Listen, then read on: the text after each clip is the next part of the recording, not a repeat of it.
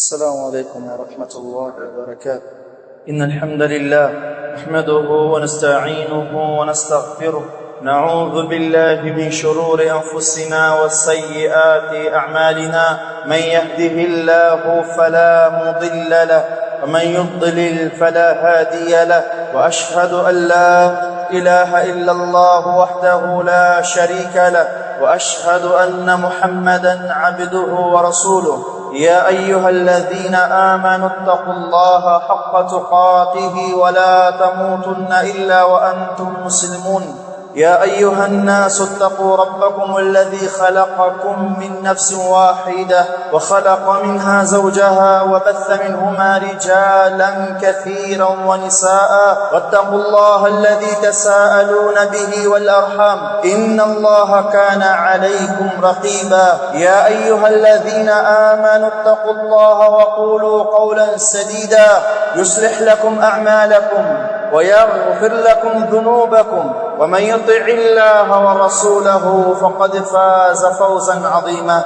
أما بعد، فإن أصدق الحديث كتاب الله، وخير الهدى هدى رسول الله صلى الله عليه وآله وسلم، وشر الأمور محدثاتها، وكل محدثة بدعة، وكل بدعة ضلالة، كل ضلالة في النار. أيها الناس عباد الله، أوصيكم ونفسي بتقوى الله عز وجل، إنه قد فاز المتقون. عباد الله, katika wiki iliyotangulia ndani ya msikiti huu kwenye membari hii tulizungumza kalima ya sira kuhusiana na jambo la bid'a na kile kinachotakiwa kwa Muislamu unapo jambo la kumfuata Mtume sallallahu alayhi wa alihi wasallam. Na katika yale ambayo tumeyataja katika hutuba iliyotangulia nyuma, tulitaja taarifu ya bid'a aliyoitaja al-Imam Ash-Shatibi Ash-Shafi'i rahmatullahi alayhi kwenye kitabu chake maarufu alichokiita Al-I'tisam. Al-Imam Ash-Shatibi rahimahullahu ta'ala alipozikusanya taarifu za bid'a, kisha akaja na maneno ambayo yamekusanya na maneno ya kutosheleza yenye kufahamikwa juu ya jambo la bid'a. Faqala rahmatullahi alayhi, al-bid'atu hiya tariqatun fi ad-din mukhtara'ah تضاهي الشرعية يقصد بالسلوك عليها المبالغة إلى التعبد لله تعالى. بدعة njia ambayo imo katika dini iliyozushwa, iliyoletwa na watu, njia ambayo ukiangalia yafanana na sheria, namna ya utekelezwaji wake na uendewaji wake, na kukusudiwa kupitwa njia hiyo kufikiwa malengo ya ibada, mtu amwabudu Allah subhanahu wa ta'ala kwa njia hiyo. Hayo ndio malengo ya wale ambao wameleta njia hiyo. Ukiangalia taarifu hii, wanawachuoni wakaifanyia maelezo marefu sana, lakini katika maneno ambayo ni mafupi yakielezea maana halisi ya maneno haya ya al-Imam Shatibi rahimahullah, akiwa na maana kwamba bid'a ma uhditha fi dini llahi ta'ala, ni kile ambacho kimezushwa na kuletwa katika dini ya Allah ta'ala, walaysa lahu aslun 'amun wala khasun, kitu ambacho hakina asili am ya ujumla kwamba fanyeni jambo hili kwa ujumla, wala khasun wala dalili maalum au asili maalum iliyohusisha kitu hicho, yadullu alayhi, dalili ambayo au asli ambayo ikajulisha juu ya jambo hilo. Au tunasema ma uhditha fi dini, ni kile ambacho kimeletwa na kuzushwa katika dini ghairi dalili shar'i, pasina dalili ya kisheria. Hii ndiyo maana ya bid'a, na huu ndio ufahamu wa bid'a. Chochote kile ambacho kitakuja katika dini kitahitajia asili au kitahitajia dalili, na dalili wanawachuoni wakazielezea, imma tupate nasun sarih, kama tulivyosema katika wiki iliyopita, tupate nasun sarih, maneno yaliyokuwa wazi kwamba hichi kitendo ni katika dini, au tulibebe lile tendo tuliingize katika kawaidi za kifikhi na misingi na kanuni za kifikhi, kisha tufanye jambo linaloitwa al-istinbat, kwamba kwa mujibu wa msingi huu na dalili hii jambo hili ni katika dini. Na haya ametuambia Allah subhanahu wa ta'ala juu ya jambo la kufanya al-istinbat katika masala kwenye Qur'an al-Karim. Allah tabaraka wa taala ameturejesha, ametuambia idha ja'ahum amrun min al-amn aw al-khawf ata'u bih wa law radduhu ila ar-rasul wa ila uli al-amri minhum la'alimahu alladhina yastanbitunahu min. Linapoajilia jambo wao likiwa jambo la amani au la hofu, wao hulitangaza. Lau kama jambo hilo wangalirejesha kwa Mtume sallallahu alayhi wasallam au wangalirejesha kwa wanawachuoni wao, wanawachuoni wangefanya al-istinbat, kutumia kawaid zilizowekwa al-muttafaq. Kama hizi kaida zitatuongoza sisi kuyafahamu masail, na ndio maana katika maswali ya tashrii' katika dini hii wanawachuoni wakaweka maswali manne. Ili ibada iwe ibada lazima ithibiti kwenye Qur'an al-Karim au kupitia sunna ya Mtume sallallahu alayhi wasallam au ijma', imma ni ijma' ya masahaba kama ni tabaka ya kwanza au ijma' ya waliokuja baada yao, ijma' ya at-tabi'in au wale waliokuja baada yao, au ijma' ya wale walioishi zama zao. Kwa maana mpaka hivi leo itakubalika ijma' ikiwa wanawachuoni wetu litakuja jambo ambalo halina mfano kabla yake, wakakaa wakalidurusu jambo lile, wakaangalia na kaida, kisha wakatoa al-istinbat kwamba jambo hili hukumu yake ni hii, inaitwa ijma', imma ni qawliya au thubuti, au tupate qiyas sahih, ndio ibada itakuwa ni ibada. Kwa ijma' na qiyas kutumia kawaid kuweza kuyahukumu mambo. Amma Qur'an na Sunna hiyo nas zilizokuja wazi katika kuelezea masala ya dini. Kisha wanawachuoni wakatuambia katika masala haya ya ibada lazima yapimwe katika mambo manne ambayo Mtume sallallahu alaihi wasallam alikuwa nayo. Wakatuwekea sunan kama ni aqsam wa anwa'. Tunaambia kuna sunnatun qawliyya wa sunnatun fi'liyya wa sunnatun taqririyya wa sunnatun tarkiyya. سنة قولية ما قاله الرسول عليه الصلاة والسلام قلنا. أما سنة فعلية ما فعل الرسول عليه الصلاة والسلام فعلناه. وسنة تقريرية ما أقره الرسول عليه الصلاة والسلام أقررناه. أما سنة تركية ما تركه الرسول عليه الصلاة والسلام تركناه. سنة قولية yale ambayo aliyasema Mtume sallallahu alaihi wasallam, nasi tunayasema kwa namna aliyosema, sehemu aliyosema, kwa idadi aliyosema, hii itaitwa sunnatun qawliya. Atakayesema katika ibadati za maneno ambayo hakuyasema yeye wala hakuyatolea maelezo yake, hii inaitwa ni bid'ah. Kwa nini? Kwa sababu sio katika sunnatun qawliya. Ikumbukwe aya tuliyosoma katika hutuba ya kwanza, لقد كان لكم في رسول الله أسوة حسنة لمن كان يرجو الله واليوم الآخر. الإمام ابن كثير أكاسم منين كليسم كتخطب اليوم. هذه الآية الكريمة أصل كبير في التأسي برسول الله صلى الله عليه وسلم في أقواله هذه msingi mama wa kujiigiza na Mtume sallallahu alaihi wasallam kwenye maneno yake, kwenye matendo yake na hali zake zote. Kwa wale yasema sunnatul qawliya tunayasema, aliyoyafanya nasi tunafanya kwa namna ile ile. Atakayefanya kinyume na alivyofanya yeye faqad jaa bi bid'atin dalalati, huyo amekuja na bid'a potevu, au akafanya ambalo hakulitolea maelezo Mtume sallallahu alaihi wasallam faqad jaa bi bid'a. Kadhalika takririya aliyoyakubali yamefanywa mbele yake na maswahaba radiyallahu anhum, akaliona lile jambo lakini hakulikemea, akalikubali kwa kulinyamazia kimya.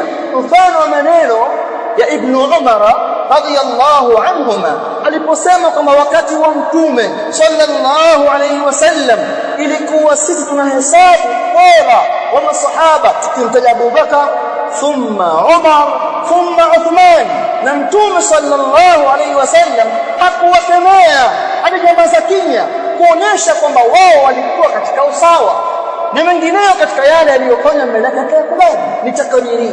Na kuna sunnatun tarki aliyoyaacha Mtume sallallahu alayhi wasallam, nasi tunayawacha. Tunakusoma kaida mwishoni katika mambo haya ya tarkia. mfano Mtume sallallahu alaihi wasallam alisali uwanjani, alipofika pale hakutoa adhana. Ikiwa atakuja mtu akatuambia tuwadhini wakati wa Eid, tutamwambia hapana, hii ni tarkia, ameliacha hili Mtume sallallahu alaihi wasallam, nasi tunaliwacha. Haya manne, ikiwa mtu atasali, huyo atakuwa na bid'a. Ima ni bid'atun qawliyah au bid'atun fi'liyah au bid'atun taqririyah au bid'atun jadiyah. Kama tasali sunna kajana bid'a, wanawachuoni kutuwekea haya kwa kuongoza na kuyafahamu masala ili wapi tuende na tushinde wapi. Kisha wakatugawia wanawachuoni vigawanyo vya bid'a. Kuna ihdatu taqsimi bid'a, kuna ugawanywaji wa bid'a wa aina nyingi. Kuna kugawa bid'a katika upande wa kufuru, kuna bid'atun kufriyya na ghayr kufriyya, ay mukaffira wa ghayr mukaffira. Kuna bid'a fil ibada na katika al'ada yamezungumzwa na wanawachuoni. Kuna bid'atun kabira na saghira, lakini ni kote sitaki. Mimi nataka kuchukua taksimu moja miongoni mwa taksimu zake, ni bid'atun i'tiqadiyya na bid'atun amaliyya. Miongoni mwa vigawanyo vya bid'a ni bid'atun i'tiqadiyya na bid'atun amaliyya. Bid'atun i'tiqadiyya sina haja nayo sana, lakini tutatoa maelezo kidogo. Ni bid'a inayofungamana na itikadi.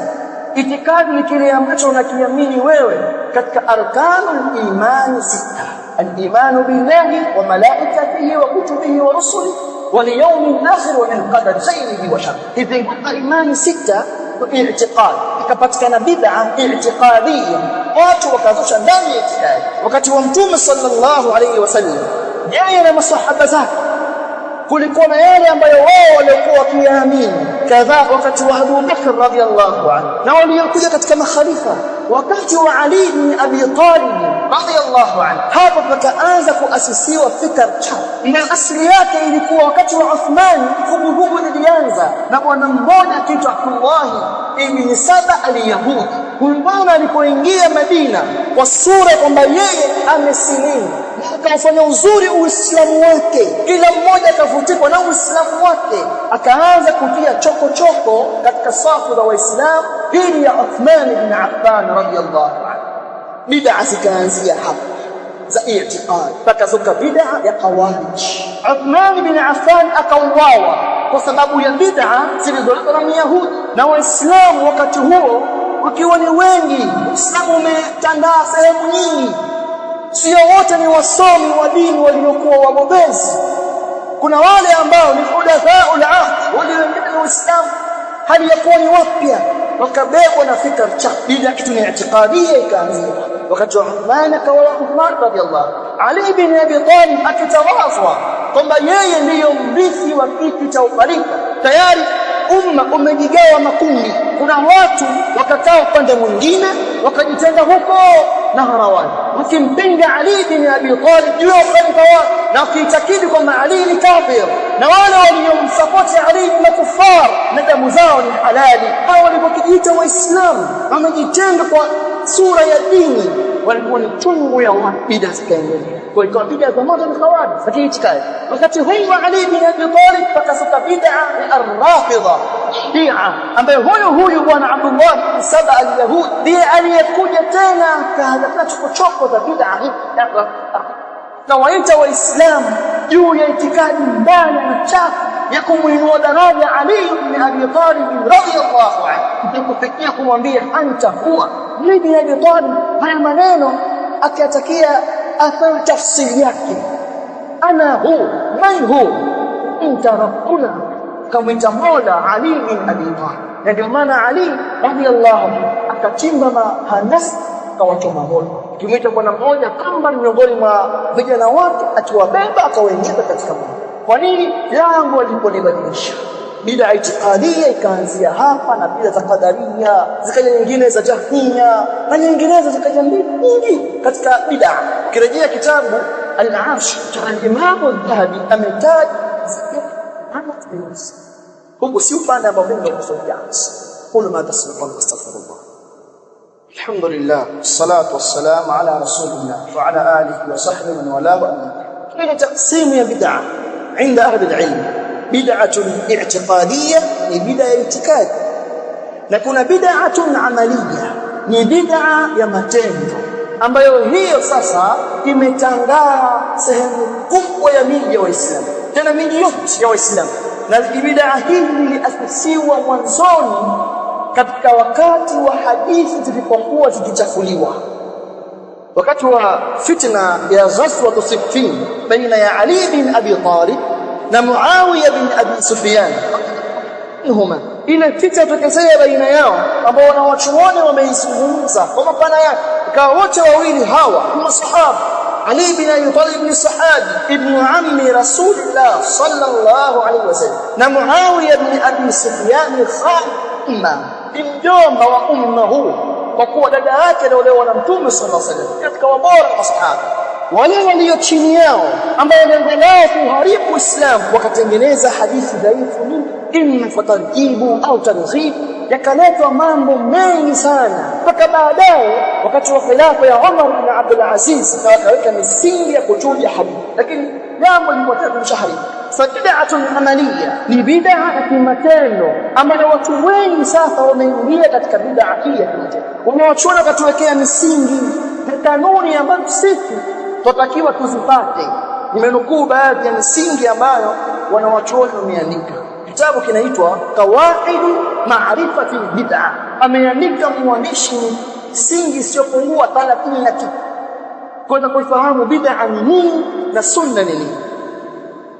Katika mambo ambayo wanawachuoni wameyazungumza katika bid'atun amaliya, naomba unisikilize vizuri sana, na nitajaribu kutoa baadhi ya mifano ili kuweza kuakisi usahihi wa jambo, na namuomba Allah subhanahu wa ta'ala akuondoshee kitu moyoni mwako usikilize leo. Haya maneno si ya kwangu mimi, ni maneno ya wanawachuoni. Wanawachuoni kutekea misingi minne ya mwanzo kisha misingi 6 ya pili. Nitaitaja kwa haraka na kutoa baadhi ya mifano. Nikianza msingi wa kwanza, katika upande wa bid'a, watu huifanya bid'a fi asli al-ibada, katika asli ya ibada, yani wanaasisi ibada kwa asli yake, haikuwapo katika sheria. Ndio ile aya ya Allah aliposema am lahum shuraka shara'u lahum min ad-din ma lam ya'zan bihi Allah, wao wanao washirika ambao washirika hao wanaweka sheria katika dini, sheria ambayo hakuitolea idhini Allah subhanahu wa ta'ala, wakaanzisha ibada ambayo haikuwa na asili. Mfano bid'a kwenye kuasisi swala, ikaanza swala, mfano salatu ar-raghaib, swala ya raghaib. Hii swala haikuwapo wakati wa Mtume sallallahu alaihi wasallam, wala wakati wa karne zile 3 tukufu haikuwepo swala hii. Ikaasisiwa swala maalum, salatu ar-raghaib, au siyam, ikaasisiwa siyamu maalum kama siyamu ya Mi'raj, haikuwepo wakati wa sallam wala waliokuja baada yao, bali jambo hili halikuwa albatta wakati wa watu wema. Wakaja watu wakaliasisi. Au wakati wa mfano ambao pia watu huso zaidi sisi al-a'yad, watu wakaasisi Eid, furaha na sikukuu ambayo haikuwapo katika Uislamu. Uislamu una Eid mbili, Eid al-Adha wa Eid al-Fitr. Hizi Eid zimeasisiwa na Mtume sallallahu alipofika Madina, alipowakuta watu wa Madina wakisherekea Eid zao na hili ya Maharajana na mfano wake na Irusi. Akamwambia hizi ni kitu gani? Akamwambia hizi ni Eid zetu tukifurahia wakati wa jahiliya. Akamwambia qad Allahu shikran minhum Eid al-Adha wa Eid al-Fitr, kadhalika Eid al-Usbur. Ma aliwaambia يوم الجمعة يوم العيد, kwa Ijumaa ni Eid. Lakini Uislamu haujiwekei Eid kwa utakavyo wao. Mfano siku ya Arafa ndipo iliposhuka aya al-yawma akmaltu lakum dinakum. Umar bin al-Khattab radiyallahu anhu alifuatwa na Myahudi akamwambia ya amira al-mu'minina ahya taqra'una law nazalat alaina ma'shara al-yahud latakhadna dhaka al-yawma 'ida. Kuna aya mnaisoma kwenye Qur'an wa Islam, lao kama aya ile ingeteremka kwa sisi Mayahudi tungeifanya ile siku ya Eid. Ana gani al-yawma akmaltu, yani Arafa ni kwetu, hatukuifanya Eid kwa kuwa sheria haikufanywa Eid, lakini Mayahudi wao hufanya kwa atakayefanyia hii siku ya kuadhimishwa pasina utaratibu wa dalili ya kisheria bid'a. Mfano wake ni mfano ihtifalu bi'id sana, kusherehekea Idi ya mwaka mpya haipo katika Uislamu. Si Idi ya mwaka mpya ya kafiri wala wa Kiislamu. Mkafiri na mwaka mpya, sisi sheria yetu haiji kujiingiza na wao kwamba wao wanao na sisi tunacho. La, sisi tuna maandiko. Kwa hakuna katika sheria jambo la kusherehekea mwaka mpya wa Kiislamu, inabakia hivyo hivyo. Hatuasisi ibada mpya kwa kuwa tayari zilizokuwemo ndio zimo. Hii ni aina ya kwanza. Lakini ya pili, maana yakunu fi ziyada, kuna ibada inafanywa kwa ziada, ni bid'a. Mathalan swala ya adhuhuri na rakaa ngapi? Pengine kaja mtu akasema mimi ni mcha Mungu zaidi, nikaswali 8, nimepatia na kusema baada ya swala ya faradhi tunasema astaghfirullah astaghfirullah astaghfirullah. Akaja mtu akasema mara 100 kapatia sasa mara 3 zilitosha alizozisema Mtume sallallahu alaihi wasallam. Tatu, ma yakunu fi sifati adai al-ibada, kuna bid'a mfano katika namna utekelezaji wa ibada. Ibada imekuja imepewa maelekezo, wakaja watu wakaleta utaratibu mwingine wa ibada ile, lakini si vile waliofanya na walioasisi ibada ile ambaye ni Mtume sallallahu alaihi wasallam. Salatu ala nabii sallallahu, kumswalia Mtume sallallahu alaihi wasallam ni amri tokayo kwa Allah subhanahu wa ta'ala, ambayo ni ibada. Ilipokuja amri juu ya jambo la kuamrisha waumini wamswalie Mtume, masahaba wakauliza kaifa nusalli alayka, tunakusaliaje? Hakuwaambia subirini siku niliyozaliwa, kutanikeni pamoja, kuleni pamoja, peaneni mawaidha, someni Qur'ani kisha nisijieni. Anawaambia qulu Allahumma salli ala Muhammad wa ala ali Muhammad kama sallaita ala Ibrahim wa ala ali Ibrahim innaka Hamidum Majid. Allahumma barik ala Muhammad wa ala ali Muhammad kama barakta ala Ibrahim wa ala ali Ibrahim innaka Hamidum Majid. Na sigha nyingine zilizokuja hakuwafundisha kukusanyika pamoja. Tunasema utekelezaji ule ni bid'a. Na jambo la 4, ma yakunu bi takhsis waqti al-ibada al-mashru'a, kuasisi ibada kwa kuwekea muda maalum ambayo ibada hiyo haikuwekewa muda maalum. Mathalan tumeamrishwa sisi anapokufa ndugu yetu, sisi mtu huyu tumuombee dua, ima moja ni jamaa yako au si jamaa zako, tunamuombea. Na Uislamu ndio sahihi kumuombea dua Muislamu akiwa amekufa. Lakini ratiba kutuwekea muda maalum kwamba baada ya siku 3 tutakaa pamoja, tutasoma Qur'an tumpelekee, hili halipo. Au baada ya siku 40 au baada ya mwaka mmoja, huu taratibu huu wa kufusisha wakati maalum kauweka nani? Kama haupo huo mbakie kuwa haupo. Na malizia nukta za mwisho ama Sheikh Ibn Uthaymeen rahmatullahi alayhi anasema inna al-mutaba'a, hakika kufuata Mtume sallallahu alayhi wasallam la tatahaqqaqu, hakuwezi kuhakikika kuthibitika illa idha kana al-amal, isipokuwa itakapokuwa tendo muwafiqan, limewafikiana fi umuri 6, katika mambo 6. Asbab, jambo la kwanza ni sababu, jambo linakuja kwa sababu maalum, libakishwa na sababu maalum. Utuletee ibada kwa sababu yako wewe. Mfano, watu wakawa wanafunga siku za kuzaliwa wao. Kwa nini umefunga? Sababu nimezaliwa leo. Nani atakuambia kwamba ukizaliwa ufunge? Imekuja hadithi siku kuzaliwa Mtume sallallahu alaihi wasallam. Lau kama kila mmoja anafunga siku yake, Abu Bakr radhiyallahu anhu, ina wote wangalielewa hivyo na wao wangefunga siku za kuzaliwa wao.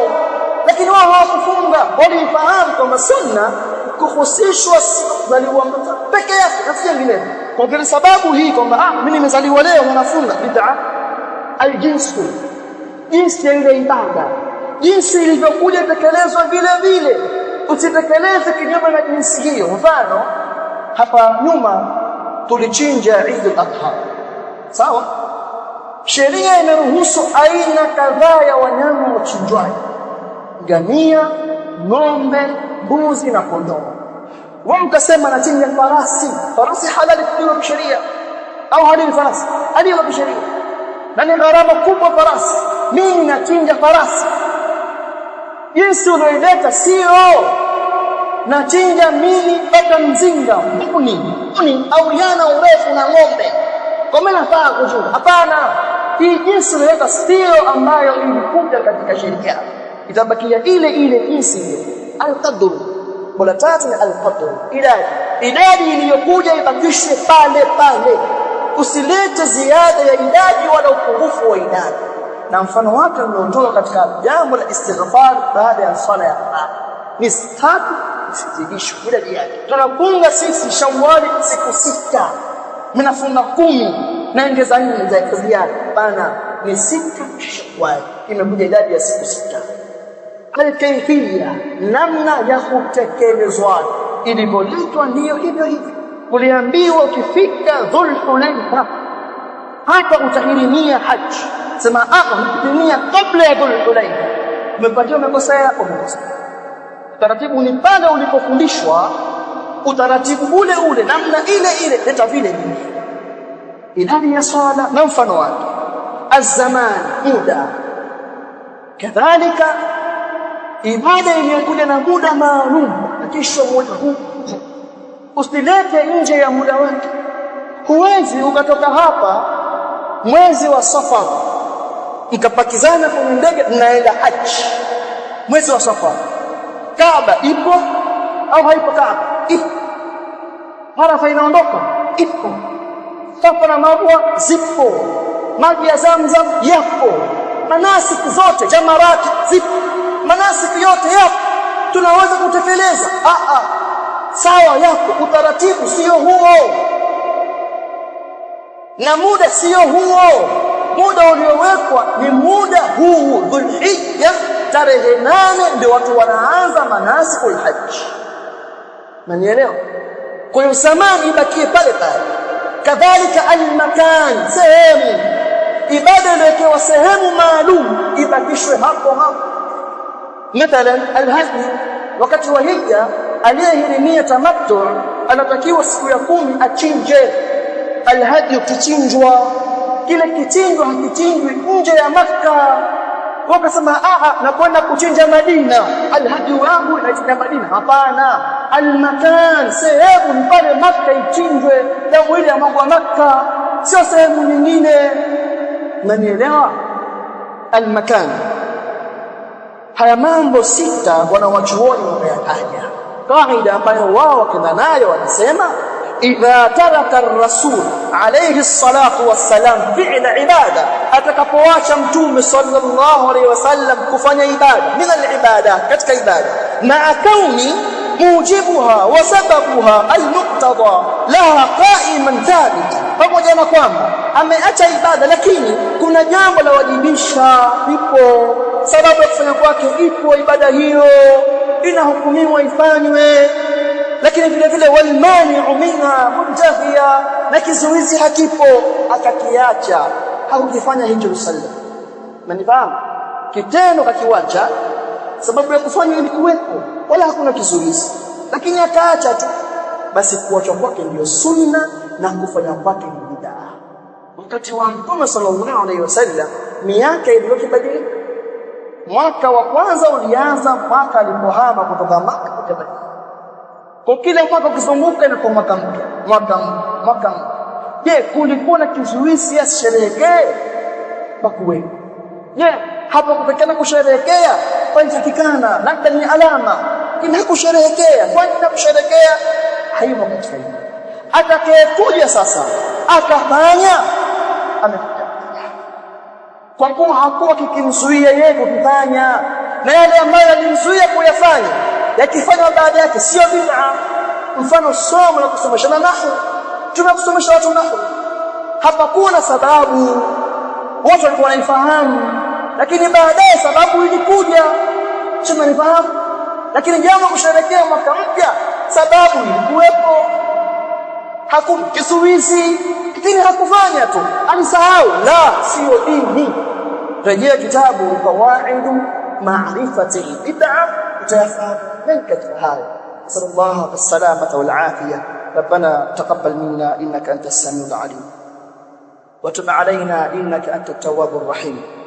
ربنا آتنا في الدنيا حسنة وفي الآخرة حسنة وقنا عذاب النار. اللهم انقلنا بالقرآن من البدعة إلى السنة. اللهم انقلنا بالقرآن من البدعة إلى السنة. اللهم انقلنا بالقرآن من البدعة إلى السنة. والحمد لله.